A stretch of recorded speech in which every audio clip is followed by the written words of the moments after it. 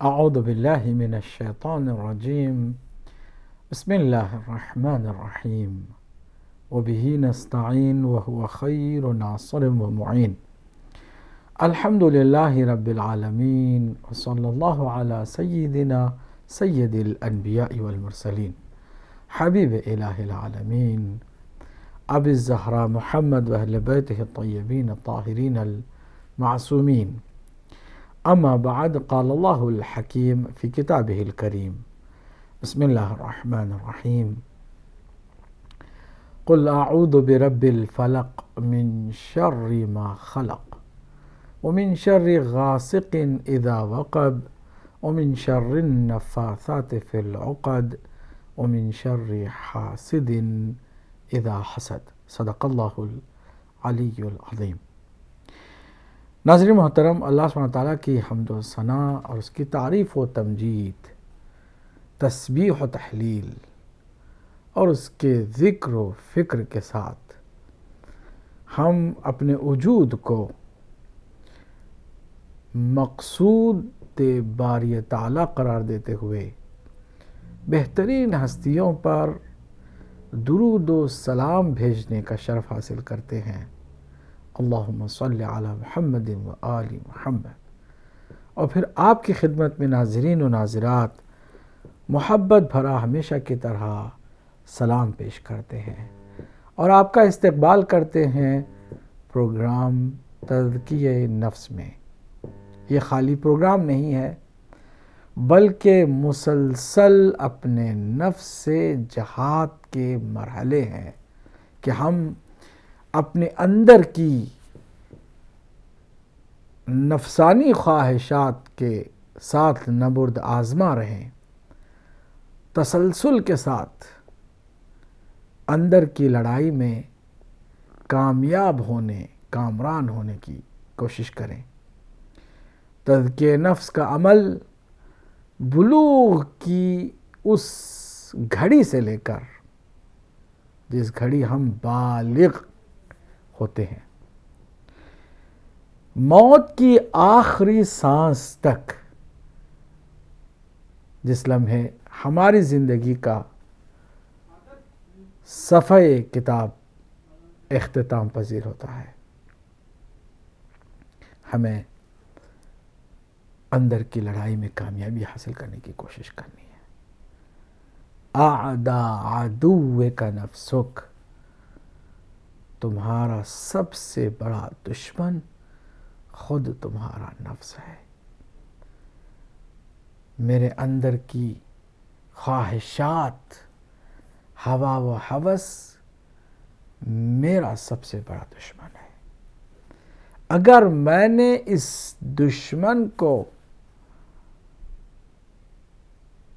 زیر نہیں کیا، مغلوب نہیں کیا، تو یہ دشمن میرے وجود کو بے مقصد، بے معنی، فضول اور برباد کر دے گا. امام سے کسی نے پوچھا کہ نفس دیگر دشمنوں سے کس طرح بڑا دشمن قرار پاتا ہے؟ امام نے فرمایا کہ دیکھو، دیگر جتنے بھی دشمن تمہارے ہوں گے، تم ان کی باتوں کو مان لو گے، مطالبات کو تسلیم کر لو گے، وہ جو چاہتے ہیں اس کے مطابق عمل کرو گے تو ان کی دشمنی بھی ختم ہو جاتی ہے. آخر باہر کا دشمن میکسیمم جو چاہتا ہے وہ کیا چاہتا ہے؟ یہی کہ ہم اس کی بات مان جائیں، اس کی خواہش پوری کر دیں، اس کی چاہت کے مطابق عمل کریں، اور تو کچھ نہیں چاہتا. جیسے ہی آپ اس کی بات اور اس کی خواہش پوری کریں گے، وہ آپ سے دشمنی کرنا بند کر دے گا، بلکہ وہ دوست ہو جائے گا. لیکن اندر کا جو دشمن ہے، اسے جتنی اس کی خواہشات پوری کرو اتنا ہی زیادہ دشمنی کرتا ہے، ہمیں خدا سے دور، شیطان سے قریب کرتا ہے. یہ اندر کا جو دشمن ہے، خواہشات کے پورا کرنے پر بھی ہم سے دشمنی کا سلسلہ مزید بڑھا دیتا ہے. دشمنی ختم نہیں ہوتی. ہزاروں خواہشیں ایسی کہ ہر خواہش پہ دم نکلے. بہت نکلے میرے ارماں مگر کم، پھر بھی کم نکلے. کیوں؟ اس لیے کہ یہ جو ہوا و ہوس ہے، اس کی جو خواہشات اور اس کے ڈیمانڈز ہیں، وہ کسی جگہ پر بھی رکنے والے، تمام ہونے والے، ختم ہونے والے نہیں ہیں.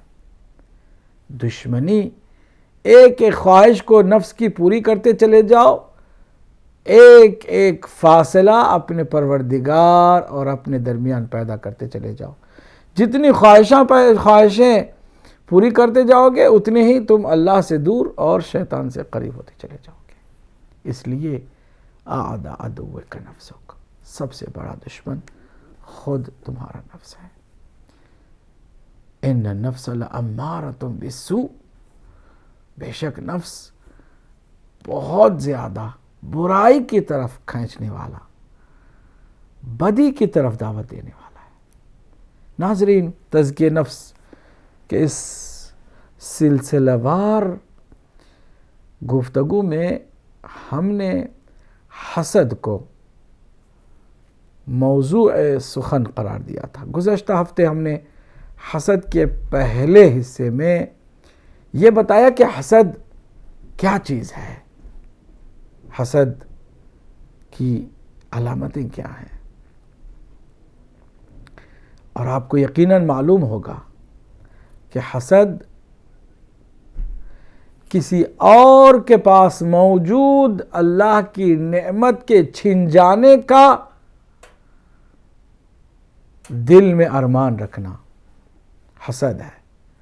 تمنا اور آرزو یہ ہے کہ کسی سے اس کی جو نعمت ہے چھن جائے، یہ ہے حسد. اگر انسان خدا نخواستہ کسی مؤمن بھائی یا بہن کی نعمت کے زوال کو پسند کرتا ہے تو وہ حاسد کہلاتا ہے. اللہ کی پناہ، ومن شر حاسد اذا حسد. حکم دیا ہے اللہ سبحانہ تعالیٰ نے کہ تم اپنے رب کی پناہ مانگو حاسد کے حسد سے جب وہ حسد کرے. جی ہاں ناظرین، حسد کرنے والے کی سب سے بڑی علامت یہ ہے کہ وہ کسی بھی اچھائی، بہتری اور خیر کو کسی اور کے ساتھ دیکھ نہیں سکتا ہے.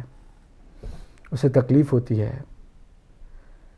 وہ ہمیشہ یہ سوچتا ہے کہ اس کو یہ نعمت کیوں ملی، فلاں نے کیوں ایسی ترقی کر لی، فلاں کا علم کیوں اتنا زیادہ ہے، فلاں کا گھر اتنا اچھا کیوں ہے، فلاں کی بیوی اتنی خوبصورت کیوں ہے، فلاں کے بچے کتنے فرمانبردار ہیں، کیوں ہیں ایسا.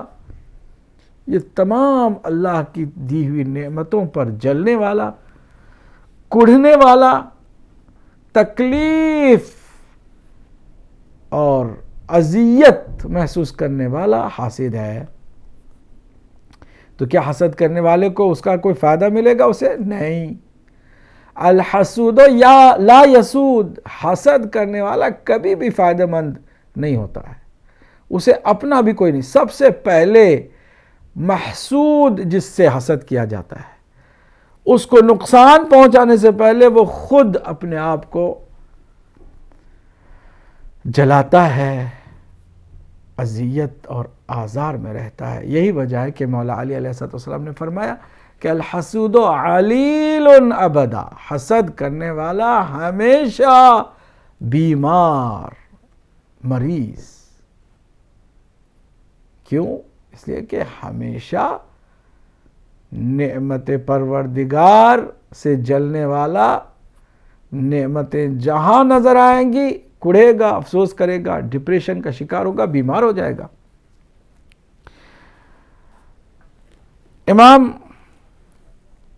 جعفر صادق علیہ السلام نے فرمایا کہ دین کی 3 آفتیں ہیں. یعنی انسان اگر ان 3 آفتوں کا شکار ہو جاتا ہے تو دین اس سے رخصت ہو جاتا ہے، پھر وہ دیندار رہ نہیں پاتا ہے۔ 3 عادتوں سے، 3 خصلتوں سے اس کا دین بھی خیر باد کہہ کے چلا جاتا ہے۔ وہ 3 چیزیں کیا ہیں؟ اس میں سب سے پہلے حسد ہے۔ اگر انسان کسی اور کے پاس موجود نعمت کے زوال کو چاہتا ہو اور اس کے چھن جانے کی آرزو کرتا ہو تو کیسے یہ دیندار رہ پائے گا؟ دین سے اس کا رشتہ ناتا ٹوٹ جاتا ہے۔ دوسری بات، عجب۔ عجب کا مطلب ہے خود کو ہی ہمیشہ بہتر سمجھنا۔ یہ خود بھی ایک بہت بڑی بیماری ہے جس پر انشاءاللہ کسی اور موقع پر تفصیل سے گفتگو کریں گے کہ عجب کیا چیز ہے۔ یہ بھی ایک ایسی بیماری ہے کہ خدا نخواستہ اگر کسی کو لگ گئی تو اسے برباد کر کے چھوڑتی ہے۔ اپنے آپ کو بہتر سمجھنا، دوسروں سے بہتر سمجھنا۔ مولا علی علیہ السلام نے فرمایا کہ اس کے کم عقل ہونے کی سب سے بڑی دلیل یہی ہے کہ وہ دوسروں سے اپنے آپ کو بہتر سمجھتا ہے۔ یہ اس کے کم عقل ہونے کی دلیل، حماقت کی دلیل ہے۔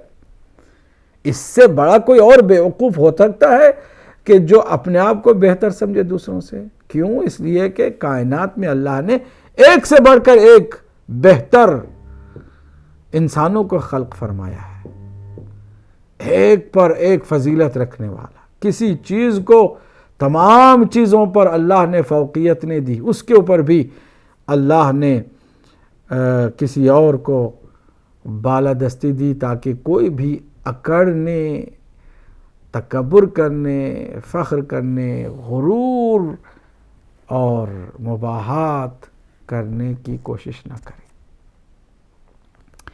تیسری چیز کہ جو دین کی آفت ہے اور دین کے ضائع ہونے کا سبب ہے، خود تکبر ہے، غرور، تکبر۔ عجب اور تکبر میں فرق ہے۔ عجب انسان اپنے آپ کو بہتر سمجھتا ہے لیکن کسی کو کمتر جان کے حقیر نہیں کرتا ہے۔ عجب والا خود بھی گنہگار ہے۔ اپنے آپ کو بہتر سمجھنے والا کہاں سے اچھا ہو سکتا ہے؟ لیکن تکبر اس سے بھی زیادہ خطرناک بڑی بیماری ہے کہ انسان دوسرے کو حقیر بھی جانتا ہے۔ جہاں اپنے آپ کو بہتر سمجھتا ہے وہیں وہ دوسروں کو ذلیل، حقیر، ناچیز اور ذلیل کرنے کی کوشش کرتا رہتا ہے۔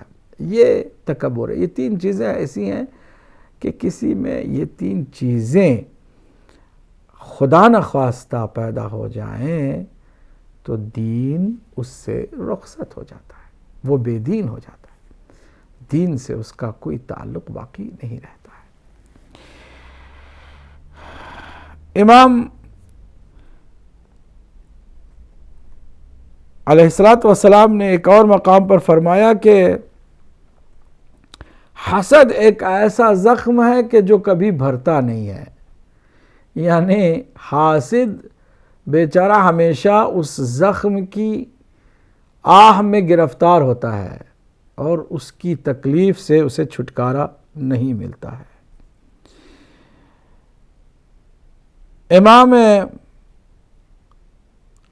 امام علی علیہ السلام نے ایک اور مقام پر فرمایا کہ اقل الناس لذتاً الحسود، لوگوں میں سب سے زیادہ بے مزہ، بے لذت انسان حسد کرنے والا ہے، جس کو کبھی کوئی لذت اور مزہ مل ہی نہیں سکتا ہے۔ کیسے مزہ ملے گا جب وہ ہر بار جلتا ہے، ہر بار ہر نعمت کو دیکھ کے پریشان ہوتا ہے اور اندر ہی اندر کڑتا رہتا ہے۔ اسی لیے ایک اور مقام پر امیر المومنین علی علیہ السلام نے فرمایا کہ الحسود مغموم ابدا، حسد کرنے والا غم و اندوہ میں رہتا ہے ہمیشہ کے لیے۔ جب دیکھو منہ لٹکائے ہوئے ہے۔ کیوں؟ فلاں کو ترقی مل گئی، فلاں نے کما لیا، فلاں نے ڈگری لے لی، فلاں کو گھر اچھا سے مل گیا، فلاں کی یہ خوبی سامنے آ گئی، فلاں کی لوگوں میں تعریف ہو گئی، فلاں، ہر ایک کے بارے میں سوچ کے غم و اندوہ میں مبتلا ہوتا ہے۔ آج ہم گزشتہ ہفتے جو ہم نے وعدہ کیا تھا اس وعدے کو نبھانے کی کوشش کریں گے۔ ہم نے کہا تھا کہ حسد کی حقیقت کے جان لینے کے بعد اس کے مراحل کو بھی سمجھیں۔ یہ بیماری ہے تو اس کے سٹیجز ہیں، اس کے لیولز ہیں، اور اگر کوشش کی جائے کہ انیشیل سٹیجز ہی میں اس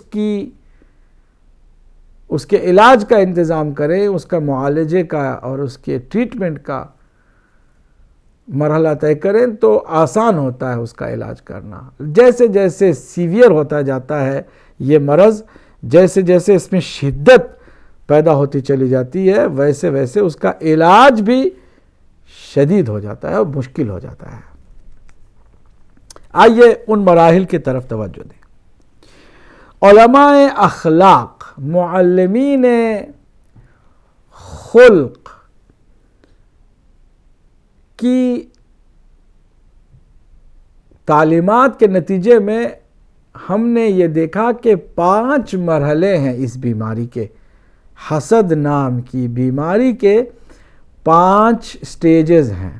There are 5 stages of jealousy۔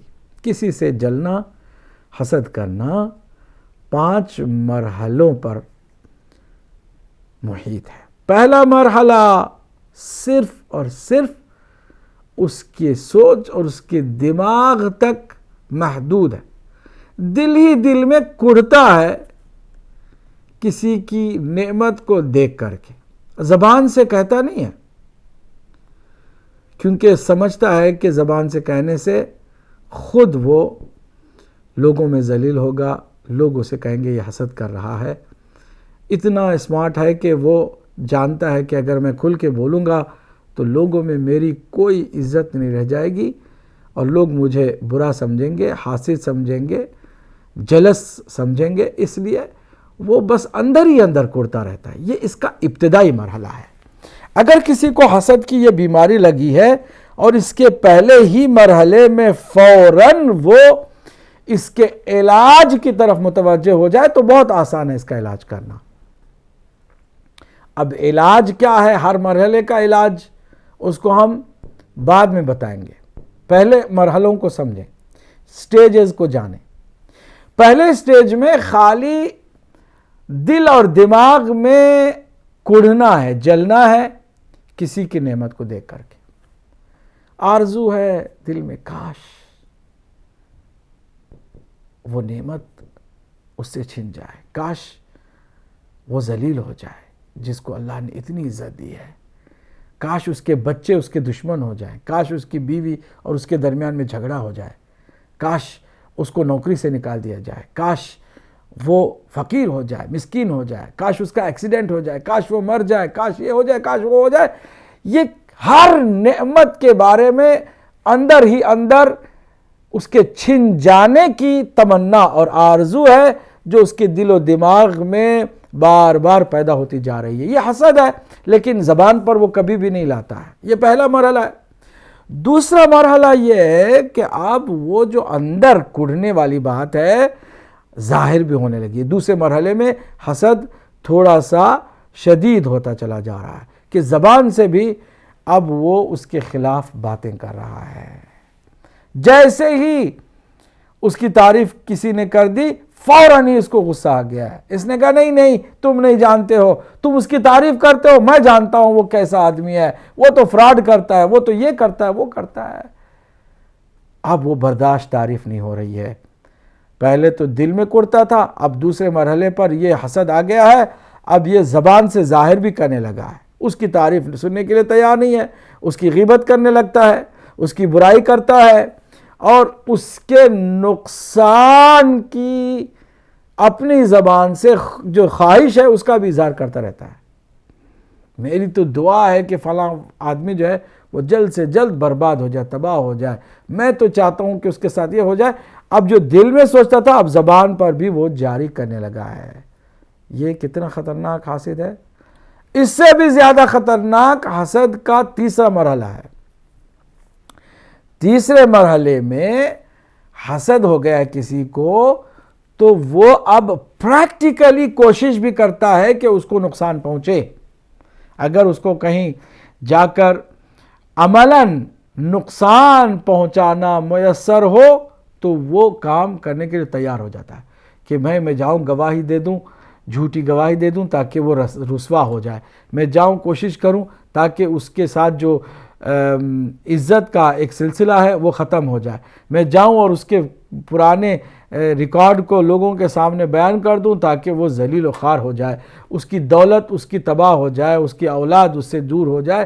اس طرح کی جو اندر سے حسد کی بیماری ہے اس کو وہ اب خالی زبانی نہیں ہے, دل میں نہیں ہے, بلکہ تیسرے مرحلے میں پریکٹیکل کوشش ہے کہ اسے کسی طرح نقصان ہو جائے. البتہ یہاں پر تیسرے مرحلے میں اس کو تھوڑا سا اس کا بھی خیال ہے کہ میں نقصان پہنچانا چاہتا ہوں لیکن اپنا نقصان بھی نہیں کرنا چاہتا ہوں, میں تھوڑا بہت سمارٹ بنوں کہ نقصان اسے پہنچے مجھے بالکل نہ پہنچے.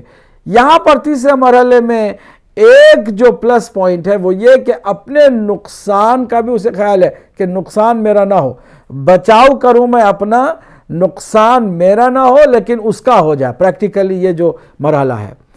چوتھا جو خطرناک مرحلہ ہے حسد کا کہ کسی سے حسد ہو گیا ہے تو دل میں تو کڑتا ہے ہی ہے, زبان سے اس کے خلاف باتیں کرتا ہی ہے, تیسرے مرحلے میں پریکٹیکل کوشش بھی کر رہا ہے, لیکن اس چوتھے مرحلے میں کوشش کرتے ہوئے نقصان پہنچانے کی, اگر اپنا بھی نقصان ہوتا ہے تو اس کے لیے بھی تیار ہے. حسد ایسے ہو گیا ہے کہ میرا اگر کچھ نقصان ہوتا ہے کوئی بات نہیں, اگر میں فرض کیجئے کہ 20 پاؤنڈ کا نقصان کر کے اس کے 100 پاؤنڈ کا نقصان کرا سکتا ہوں تو میں تیار ہوں. یہ حسد کی کہ چوتھے مرحلے میں ذرا دیکھیے کہ انسان کس حد تک گر جاتا ہے, کتنا نیچ اور کمینہ پن اس کے اندر پیدا ہو جاتا ہے کہ وہ اب اپنے نقصان کو بھی برداشت کرنے کے لیے تیار ہو گیا ہے تاکہ اسے بڑا نقصان ہو جائے جس سے حسد ہو گیا ہے.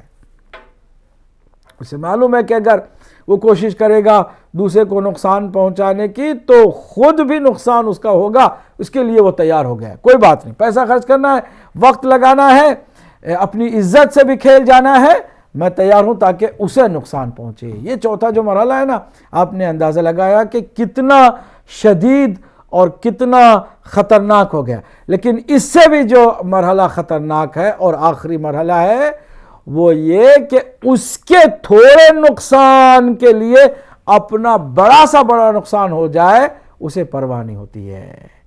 اس قدر اندھا ہو گیا ہے اس کے حسد میں, اس قدر یہ کینہ توز ہو گیا ہے, اس قدر یہ سنگ دل ہو گیا ہے اور اس قدر اپنے آپ کو حسد کی آگ میں جلا چکا ہے کہ اب اس کی پرواہ نہیں ہے کہ میں بچتا ہوں کہ نہیں بچتا ہوں, مجھے نقصان پہنچانا چاہے میرا نقصان ہی کیوں نہ ہو اور میرا زیادہ زیادہ نقصان ہو جائے, اس کو تھوڑا سا بھی نقصان ہو جائے, اس کے لیے بھی تیار ہو جاتا ہے.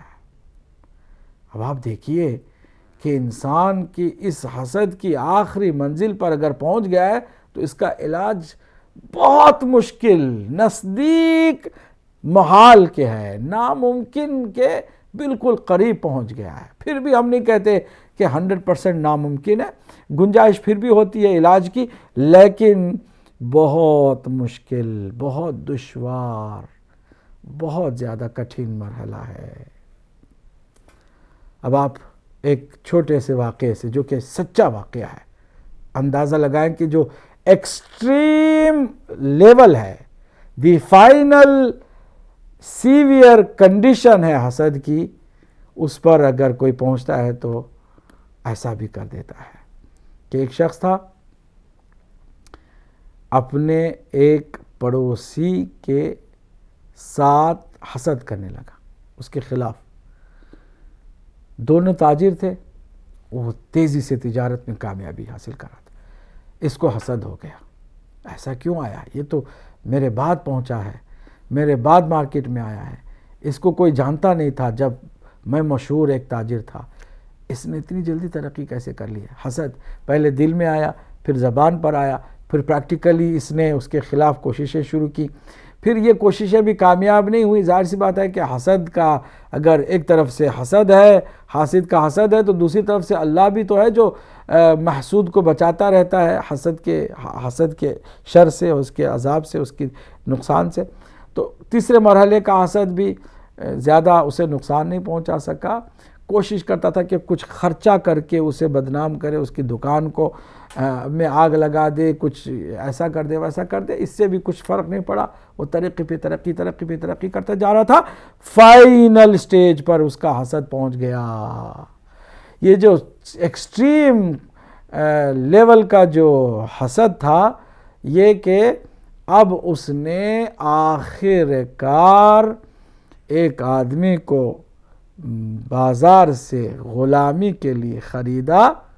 اس زمانے میں غلام جو ہے وہ میسر تھے، کچھ پیسے دے تو پھر وہ آپ کا غلام بن جاتا ہے. پھر وہ آپ جو کریں گے وہ کرے گا، ذرا برابر بھی وہ حکم کی تعمیل میں پس و پیش نہیں کرے گا، کیونکہ آپ کا وہ غلام ہے. اس کو چوائس نہیں ہے کہ آپ کی کسی بھی حکم کی تعمیل کرنے سے وہ گریز کرے یا انکار کر دے.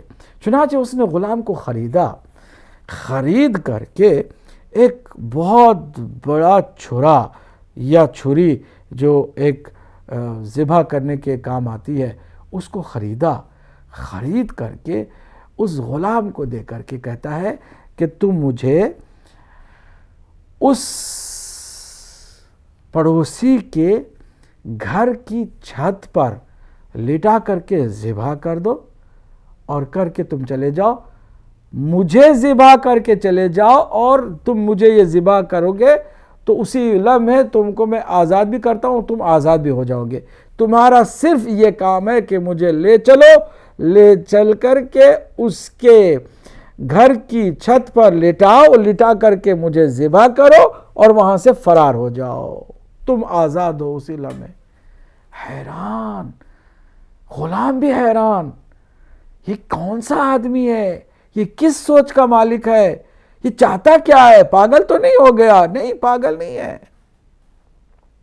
کہتا ہے آقا آخر میں آپ کو ذبح کر دوں؟ کیوں کر دوں؟ کہ اس لیے کہ میں نہیں چاہتا کہ اس کی ترقی دیکھوں.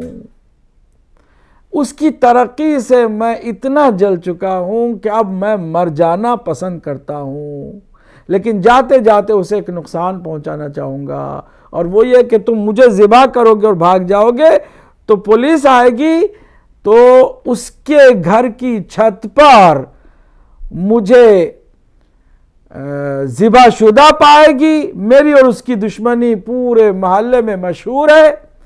پولیس اس کو میرے قتل کے جرم میں گرفتار کر لے گی تو کم از کم اس کی ترقی یہاں پر رک جائے گی، اور وہ قاتل، کلر، مرڈرر کے طور پر جیل کی ہوا کھائے گا.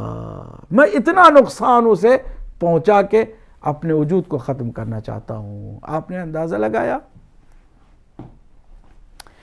کہ ایک انسان کتنا حسد میں شدت کے ساتھ اندھا ہو جاتا ہے کہ اپنی جان گنوانے کے لیے تیار ہے، اپنے آپ کو مٹانے کے لیے تیار ہے، صرف اس لیے کہ جس سے حسد ہوا ہے اس کو تھوڑا سا نقصان پہنچ جائے.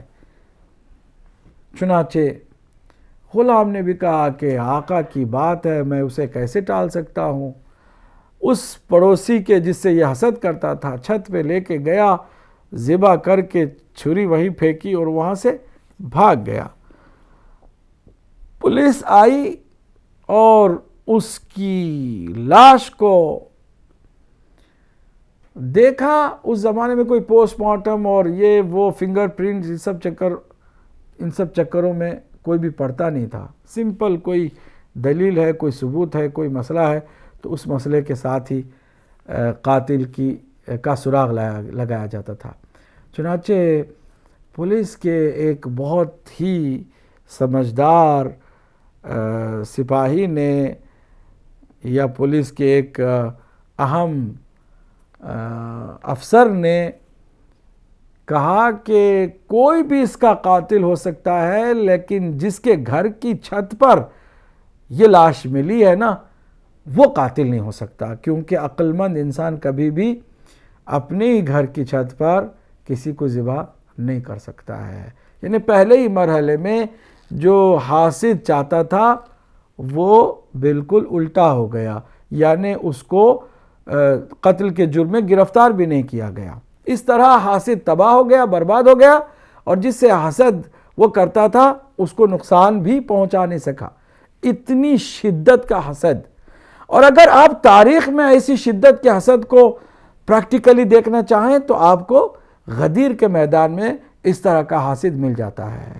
ایک شخص گھوڑے پہ سوار ہو کر مولا علی علیہ السلام کی ولایت کے اعلان کے بعد حضور کی خدمت میں حاضر ہوتا ہے، کہتے ہیں میں آپ کا صحابی رہا، اے اللہ کے رسول، آپ نے اندیکھے خدا کو ماننے کے لیے کہا، آپ کی بات ہم نے رکھی، ہم نے آپ کی بات سن کر کے اس اندیکھے خدا کو مان لیا۔ آپ نے کہا کہ میں اللہ کی طرف سے بھیجا ہوا رسول ہوں، ہم نے مان لیا۔ آپ نے کہا نماز پڑھو، ہم نے نمازیں پڑھنی شروع کر دی۔ آپ نے کہا روزے رکھو، چاہے وہ گرمی کے دن ہو چاہے وہ سردی کے دن ہو، ہم نے ماہ رمضان میں روزے رکھنے شروع کر دیے۔ آپ نے کہا کہ حج کا طواف کرو، حج کرو، خانہ کعبہ کا طواف کرو، ہم نے کیا۔ آپ نے کہا زکوٰۃ دو، ہم نے دی۔ آپ نے یہ کہا وہ کہا، سب کچھ ہم کرتے رہے۔ اب یہ برداشت نہیں ہے کہ آپ اپنے ابن عم کو، اپنے چچا زاد بھائی کو ہم پر مسلط کر کے جائیں کہ ہم اس کو اپنا حاکم اور اپنا مولا اور اپنا آقا مانیں، یہ ہمیں گوارا نہیں ہے۔ مجھے اس بات کو ہرگز گوارا کرنا پسند نہیں ہے۔ میں چاہوں گا کہ یہ اگر آپ کی طرف سے ہے تو ویسے ہی میں نہیں مانوں گا، اور اگر اللہ کی طرف سے ہے تو بھی میں برداشت نہیں کروں گا کہ علی کی حکمرانی ہو، میری آنکھوں کے سامنے علی میرا حاکم بنے اور میں اس کا محکوم، میں یہ برداشت نہیں کروں گا۔ اے اللہ تو پتھر نازل کر دے۔ قرآن مجید میں بھی اس کی اس حسد کی انتہا کو اللہ نے بیان فرما دیا، وَسَأَلَ سَائِلٌ بِعَذَابٍ وَاقِعٍ۔ لوگ تو صحت کی تمنا کرتے ہیں اور زندگی کی دعائیں کرتے ہیں، لیکن ایک ایسا بھی ہم سے مانگنے والا مانگ رہا تھا اپنے لیے عذاب، کہ اللہ تو مجھ پر عذاب نازل کر دے، مجھے مار دے، لیکن میں علی کو حاکم بنتا ہوا، مولا بنتا ہوا نہیں دیکھ سکوں گا۔ اس شخص کا نام تھا حارث بن نعمان الفہری، تاریخ میں موجود ہے۔ مفسرین نے سأل سائل بعذاب واقع کی آیت کے ذیل میں اس کے واقعے کو لکھا ہے، اور اللہ نے بھی اس پر عذاب نازل کیا۔ ایک پتھر آیا، اس کے سر پہ گرا اور اس کو دو نیم کرتا ہوا نیچے گر گیا، اور وہ دو ٹکڑے ہو کر بھسم ہو گیا اور تباہ و تاراج ہو گیا۔ تو حاسد اس حد تک بھی جا سکتا ہے کہ کسی کو نقصان پہنچانے کے لیے اپنی جان بھی گنوا دے۔ یہ ایکسٹریم سٹیج کا حسد ہے۔ ہم تو پہلے ہی مرحلے کے حسد سے پناہ مانگتے ہیں اللہ کی کہ نہ اللہ ہمیں ایسے حسد کرنے والوں میں شمار فرمائے، نہ ہم کسی کے حسد کا شکار ہوں۔ حاسد ہونا بھی بہت خطرناک بات ہے، محسود ہونا بھی یقیناً نقصان والی بات ہے۔ ہم پناہ مانگے اللہ سبحانہ تعالیٰ سے ہر حاسد کے حسد سے جب وہ حسد کرے۔ ہم اسی دعا کے ساتھ آج ہم چاہتے ہیں کہ اگر کوئی کالر ہوں تو اس وقت ہمیں پتہ ہے کہ یو کے میں یا یورپ میں ہماری یہ نشریات فی الحال معطل ہیں، اور آپ ہمیں براہ راست یہاں سے نہیں دیکھ پا رہے ہیں آج کے اس پروگرام کو، لیکن باقی جو ایشیا میں ہمارے جتنے ناظرین اور ناظرات ہیں یا امریکہ اور کینیڈا میں ہیں، وہ ہمیں اس وقت دیکھ سکتے ہیں اور یقیناً دیکھ رہے ہوں گے۔ ان سے گزارش ہے کہ وہ آئیں اور آ کر کے حسد کے اس موضوع پر اگر کوئی سوال ہو تو کریں۔ ہم نے عرض کیا کہ یہ جو 5 مرحلے ہیں حسد کے، اگر پہلے ہی مرحلے میں علاج کر لیں تو بہت آسان ہے، دوسرے مرحلے میں بھی اگر کسی کا حسد پہنچ گیا ہے خدا نخواستہ تو بھی علاج ممکن ہے، تیسرے مرحلے میں بھی، چوتھے مرحلے میں بھی۔ جو 5واں اور آخری مرحلہ ہے وہ ایک ایسا خطرناک مرحلہ ہے کہ جہاں سے علاج ممکن نظر نہیں آتا ہے۔ چنانچہ رسول اکرم صلی اللہ علیہ وآلہ وسلم نے بھی اس کا کوئی علاج نہیں کیا۔ اس نے کہا میں دیکھنا نہیں چاہتا علی کو مولا بنتے ہوئے۔ اللہ نے بھی پتھر نازل کیا اور اس پر عذاب آ گیا اور وہ واصل جہنم ہو گیا۔ دنیا میں بھی وہ جل کر کے تباہ ہوا، آخرت بھی اس کی تباہ ہوئی۔ حسد کرنے والے کا انجام ہمیشہ برا ہوتا ہے، حسد کرنے والے کا گھر بھی ہمیشہ بالکل ویران اور برباد ہوتا ہے۔ دیکھتے ہیں آج کے ہمارے اس پروگرام میں جو کالر ہیں وہ کون ہیں اور ان کا سوال کیا ہے۔ جی السلام علیکم ورحمۃ اللہ۔ وعلیکم السلام سر، میں ناصر بات کر رہا ہوں۔ ناصر؟ ہاں ناصر، کہاں سے بول رہے ہیں بھائی؟ جی میں یو اے ای سے بات کر رہا ہوں، یو اے ای سے۔ یو اے ای سے، جی جی فرمائیے، کیا سوال ہے آپ کا ناصر؟ جی میرا سوال یہ ہے مولانا جی کہ حسد اور رشک اس میں تھوڑا سا ڈفرینشیٹ فرما دیجیے گا۔ ٹھیک ہے ٹھیک ہے، جزاک اللہ جزاک اللہ۔ ابھی ہم بتائیں گے ناصر، آپ ہمارے پروگرام کو دیکھتے رہیے گا، اگر انشاءاللہ توفیق ہوئی تو آپ کے سوال کا بھی جواب آپ کی خدمت میں ہم دیں گے۔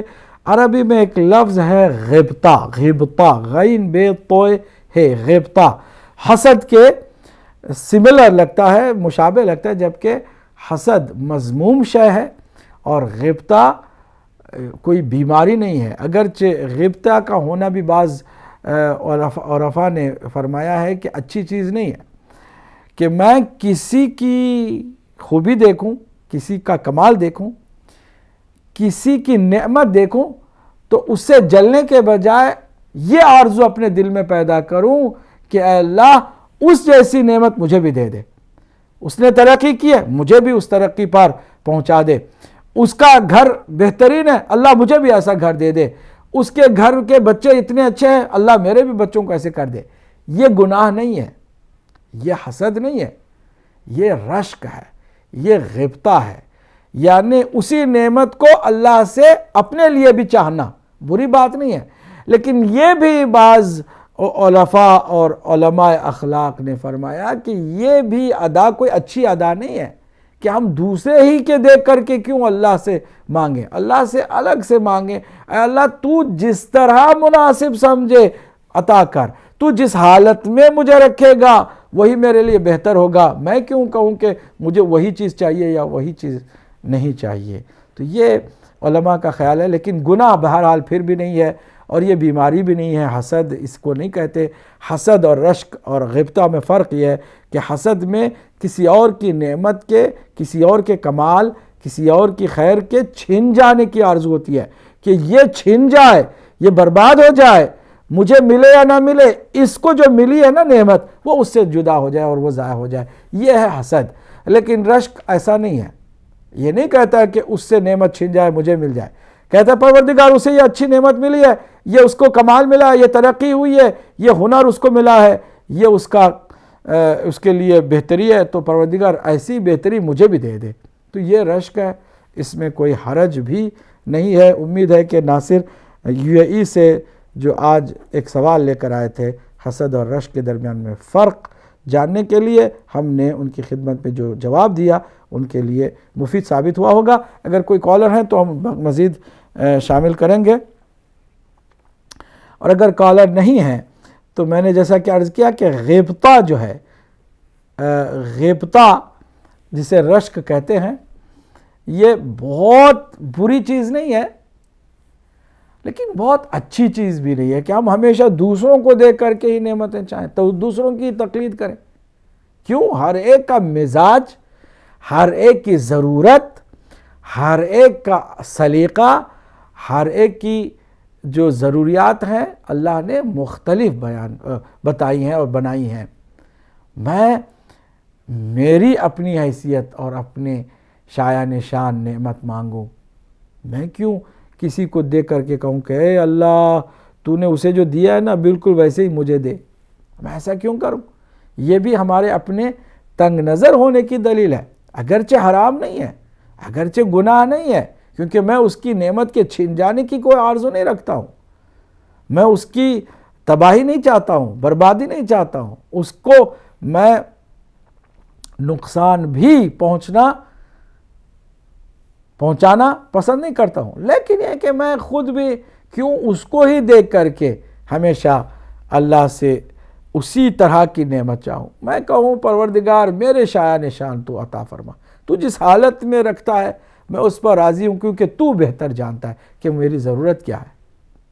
اگر ایمان کا یہ درجہ ہے تو پھر یقیناً انسان کے جو معنوی کمالات ہیں اس میں اضافہ ہوتا چلا جاتا ہے، اس میں انسان واقعاً اللہ سے قریب ہوتا چلا جاتا ہے۔ دیکھیے ان معصوم ہستیوں کو کہ جنہوں نے اپنے مزاج کو کچھ ایسا بنا لیا تھا کہ اپنی طرف سے کوئی خواہش کا اظہار بھی نہیں کرتے تھے۔ وَمَا تَشَاءُونَ إِلَّا أَن يَشَاءَ اللَّهُ، اللہ نے بھی ان کی فضیلت اور ان کے اس کمال کا ذکر فرما دیا کہ میرے کچھ ایسے بندے ہیں جو کچھ بھی اپنی مرضی اور اپنی خواہش نہیں رکھتے، بلکہ وہی چاہتے ہیں جو اللہ سبحانہ و تعالیٰ کی مشیت کے مطابق ہے، اس کی خواہش پر اپنی خواہش ہے، الگ سے اپنی کوئی خواہش نہیں ہے، بلکہ کوئی تمنا، کوئی خواہش، کوئی آرزو، کوئی اپنی طرف سے ان کا مطالبہ نہیں ہوتا ہے۔ فرماتے ہیں اے اللہ تو بہتر جانتا ہے، تو جس حالت میں رکھتا ہے اس پر ہم راضی ہیں۔ یہی ایک ایسا کمال ہے جس کمال تک ہمیں پہنچنے کی ضرورت ہے۔ تزکیہ نفس کا یہ جو مرحلہ ہے، اس مرحلے میں ہمیں اس مقام تک پہنچنے کی کوشش کرنی ہے کہ جہاں پر صرف اور صرف تسلیم اور رضا ہے، کمپلیٹ سرنڈر اپنے آپ کو کر کے سبمٹ کر دینا، اللہ کے حوالے اپنے آپ کو کر دینا۔ تو جیسے رکھے میں اس پر راضی، رضاً بقضائہ۔ کربلا کے اس تپتے میدان میں کائنات کا کوئی انسان ایسا نہیں جو تسلیم اور رضا کی اس منزل کو بیان فرمائے جو میرے مولا حسین علیہ آلاف التحیت والثناء نے بیان فرمایا۔ وَرِضًا بِقَضَائِهِ وَتَسْلِيمًا لِأَمْرِهِ، اے اللہ تیرے رضا پر میں راضی ہوں، تیری قضا پر میں راضی ہوں، تو جس حالت میں رکھے میں اس پر راضی ہوں۔ یہ نہیں کہ میں صبر کر رہا ہوں، مجبوراً سہنے کے لیے تیار ہوں، برداشت کر رہا ہوں، نہیں، بلکہ راضی ہوں، یعنی خوش ہوں، خوشنودی کے ساتھ۔ رضاً بقضائہ وتسلیماً لامرہ، تیرے حکم کے سامنے یہ دیکھ تیرا بندہ اپنے سر نیاز کو کس طرح سے تسلیم کی منزل پر رکھتا ہے۔ آخر میں میر تقی میر مرحوم کا ایک حسین شعر یاد آتا ہے، تو اسی ایک شعر پر آپ سے اجازت چاہوں گا کہ وہ کہتے ہیں زیر شمشیر ستم میر تڑپنا کیسا، زیر شمشیر ستم میر تڑپنا کیسا، سر بھی تسلیم محبت میں ہلایا نہ گیا۔ مولا حسین علیہ السلام پر لاکھوں کروڑوں درود اور لاکھوں کروڑوں سلام ہو، اور ہم سب کو اس منزل تک پہنچنے کی کوشش کرنی چاہیے، اور اس کوشش کے لیے توفیق کی ضرورت ہے، اور یہ توفیق ہم اللہ سے چاہتے ہیں کہ اللہ ہمیں یہ توفیق عطا فرمائے، ہم نہ حاسد بنے نہ محسود، ہم اللہ سبحانہ تعالیٰ کی مشیت پر راضی رہنے، اس کے احکام کے سامنے سر تسلیم کو خم کرنے کی توفیق عطا فرما، اور اپنے زمانے کے امام کے ظہور میں تعجیل فرما، ہم کو اس کے صحیح معنوں میں منتظر، محب، ناصر اور فداکار غلاموں میں شامل فرما۔ وآخر دعوانا ان الحمدللہ رب العالمین، والسلام علیکم ورحمۃ اللہ وبرکاتہ۔